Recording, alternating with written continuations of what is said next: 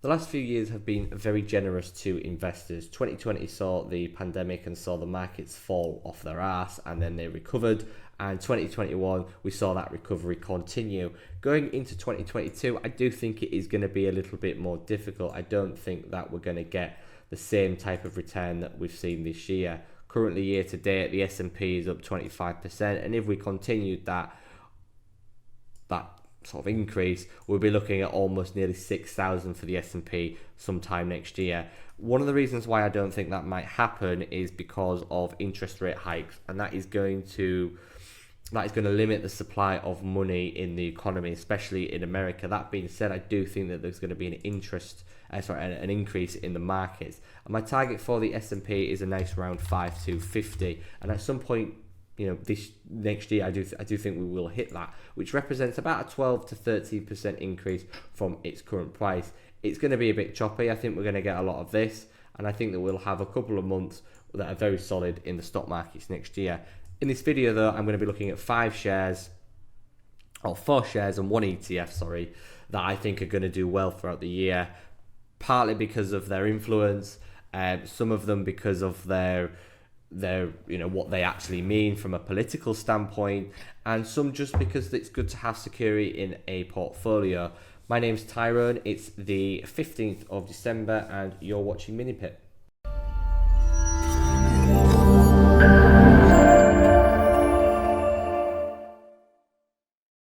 Jumping straight into the video, the first stock that I want to look at is Tate Lyle. It is a sugar manufacturer in the UK. For anyone who doesn't know, they sell this product, which is very popular, and it's pretty much sold in every single shop in the country. I'll be quick with this one because there's 5 to go through.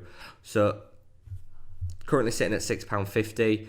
I think that it's relatively cheap. You've got this ascending triangle type shape that dates back to 2009.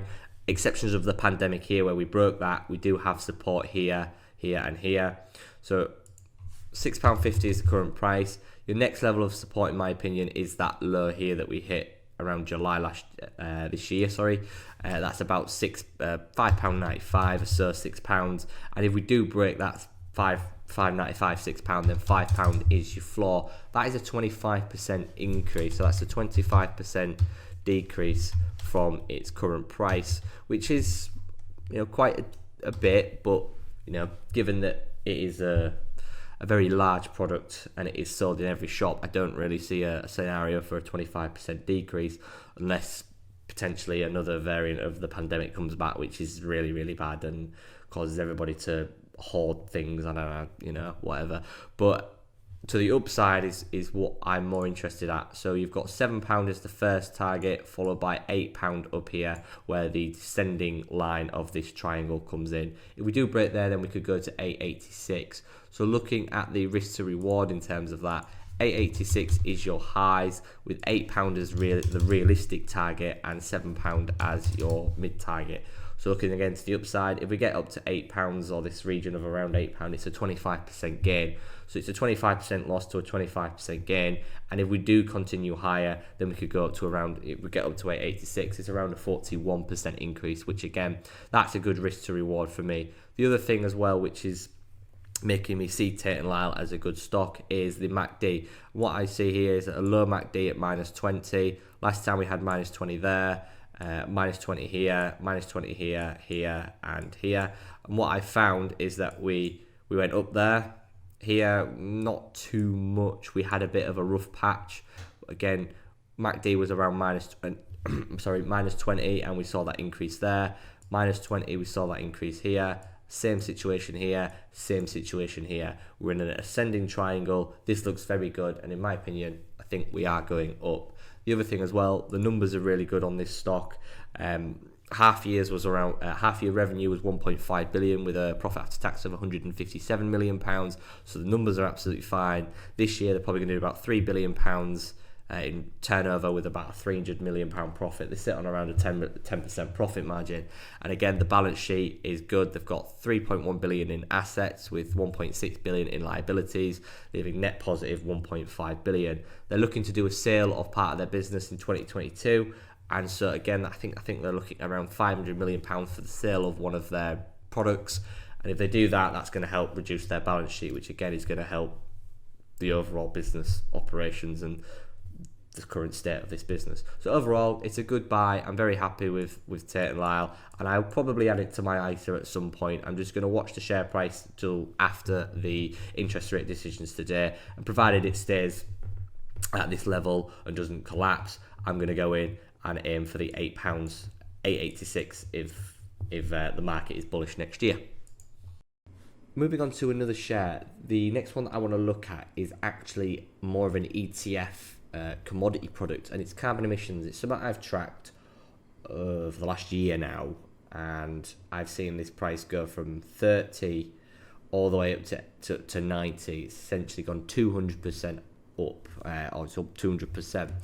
And I think that it can go further. However, 2022 is probably going to be where it tops off. So when I say I'm looking at this for 2022, what I mean is sort of between now and the end of the first quarter. So December, January, February, March. This is the play that I'm looking at over the next couple of months. I am aiming for 100 to 120 euros per tonne, and I do think that we're going to get there.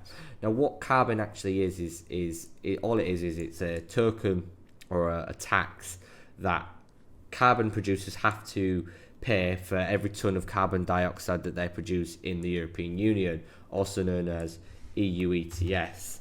So if you ever want to find any information about EU ETS, you just basically need to Google about what it is. And I have got links on my website about, on posts about what they do and how the ETS actually works. But the thing is with this carbon is it just makes sense for it to go up. So we've got this thing called the Fit for 55 package, okay? And on the COP26, which was about 2 months ago, the European Union got together and they said that we need to basically tackle climate change. Now, the carbon emissions tokens, the levies, they are a very good way to get rid of that, and therefore they're politically influenced. And policymakers in Europe do want to see this go higher, and a lot of analysts and a lot of asset managers who are in the carbon or they're in the sustainable energy markets, they see this going higher. However, there is a sort of a general turn that this 120 level, maybe 100 level, is going to be sort of a zone where you're going to reach the highs, and it may then fall back down back to the 80, 90 and slowly go up over the next 10 years. The European Union did want to see 90 euros per tonne by 2030. They got that within a year, and that has probably been one of the reasons why you've seen this rally. Now, if you're trading this product, carbon emissions on IG do offer it on a December 22 contract, which is really good. That basically means you can hold it for an entire year on a trading account and not pay any overnight charges. It is a very, very good product to hold in that respect.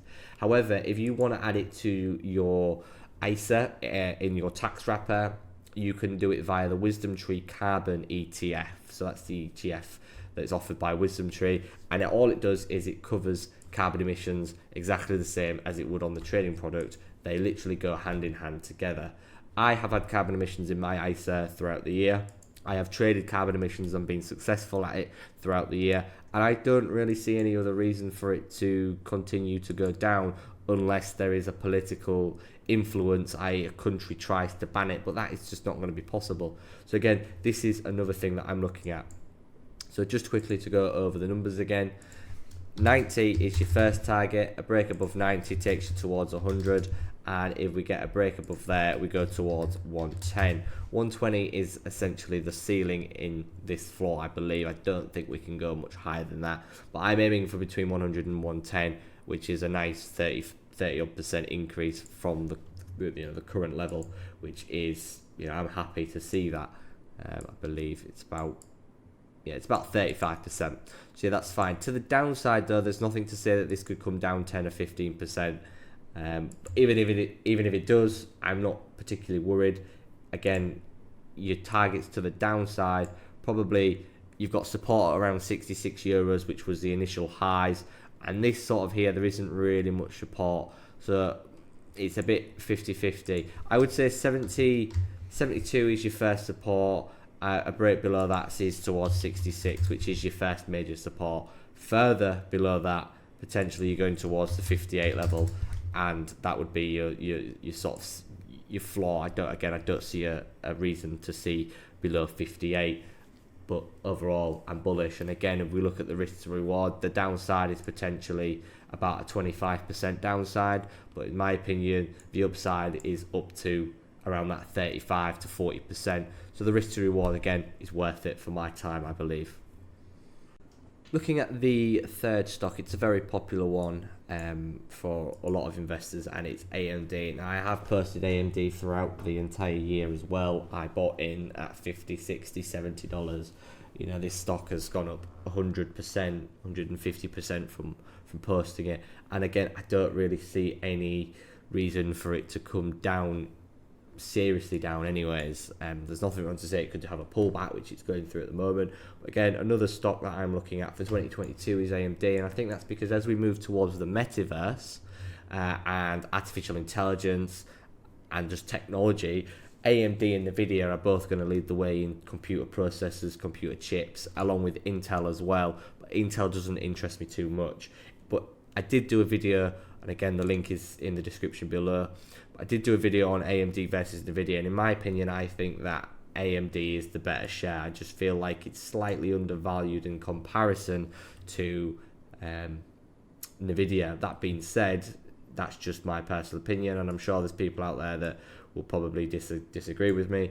But what I'm looking for in AMD is pretty straightforward. A bit more of a pullback towards the levels of support at around 125, which is fine over here.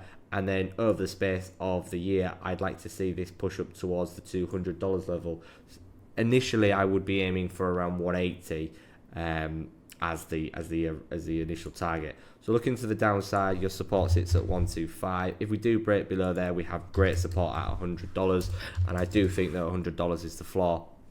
If we do come down further than $100, perhaps we might have to look at where we sit in terms of AMD.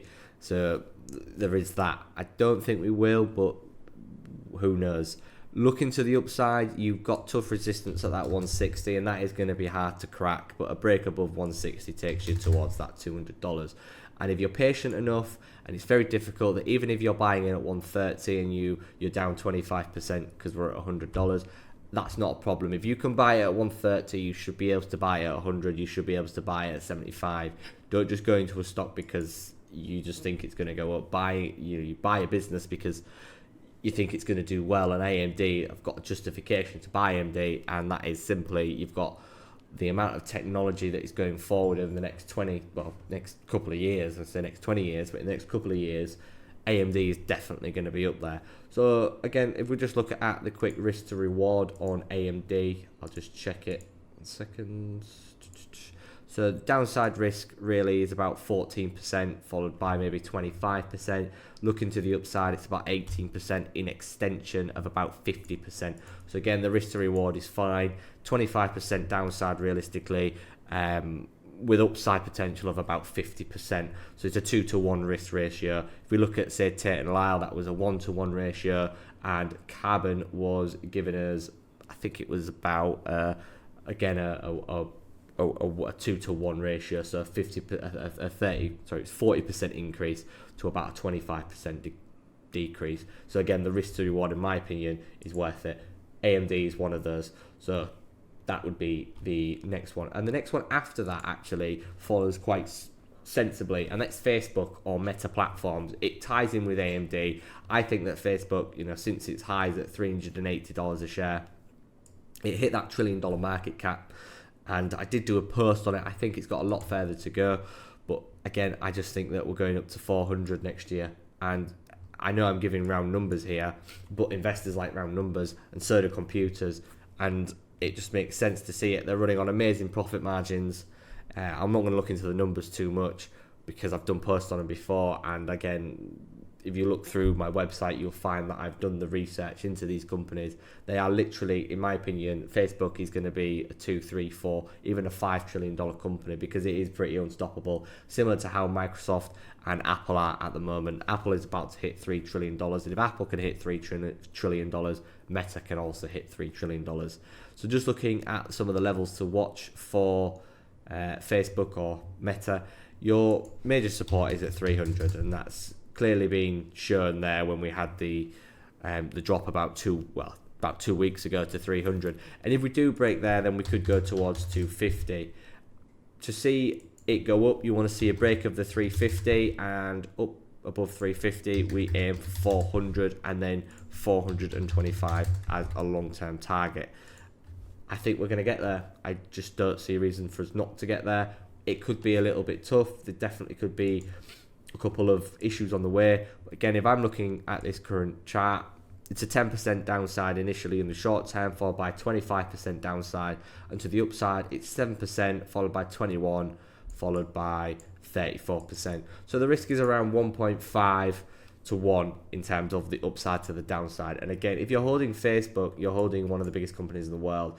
And say, for instance, it's all about holding and just persistently holding and waiting. If you bought in 2018 at $211, at one point you'd be down about 40% at 124, and then you would have had it again, and then all of a sudden you get this rally and you're up 60-70%. It is just a matter of holding with companies like these big ones, and even if they go down, you just sit and you wait, and they will eventually work in your favor. Meta is such a profitable business. It is like amazing how profitable it is, and there's no wonder that Mark Zuckerberg is as rich as he is. Final stock that I want to look at is a company called Oshkosh Corporation, and it is an American arms dealing company. I'll just quickly look at the balance sheet as well and the income statement. So revenue is fine, 7.7 billion with a $400 million profit after tax. You can see that they had a decrease throughout the pandemic, and that makes sense. In 2019, 8 billion, then they went down to 6.8 billion, and now they're up to 7.7. So I see a justification to see this rise throughout 2022. And again, as these infrastructure bills are being passed, 2.5 trillion was passed a couple of months ago. Yesterday. It was passed. 2.5 trillion was passed yesterday, and I think 2 trillion was passed a couple of months ago, the infrastructure bill. And it is companies like Oshkosh which are going to benefit from that. Looking at the balance sheet, again, you've got a solid balance sheet. You've got 1.1 billion cash on hand, 6.7 billion in assets, and 3.4 billion in liabilities, reading just short of about a 53 to 54% liabilities to assets ratio. In terms of a business, financials are fine. But one of the reasons this has really got my interest is because looking at the chart, it's got a really interesting pattern to it. If we go back to the 2008 financial crisis, we had this rally here, but from this peak to this low, we saw a decline of 60%. We then saw a rally of over 225%. We then saw the stock decline 50%, followed by a rise of 200%, followed by another decline, which was the pandemic lows, all the way down 50%. And then we saw this final rally that we've seen up 150%. And right now we're in that declining stage. And we're literally seasonally, over the space of years, we're going up, down, up, down.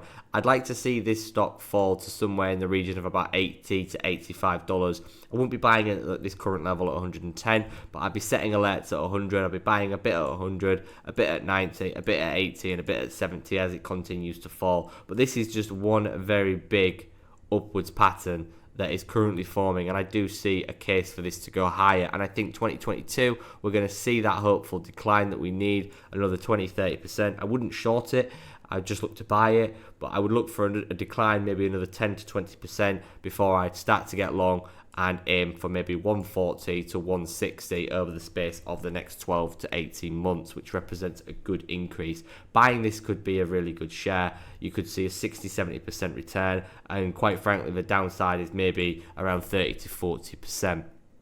So, writing in the levels here, I'd be buying in initially at 100, then around 90, then around 80, and then around 70.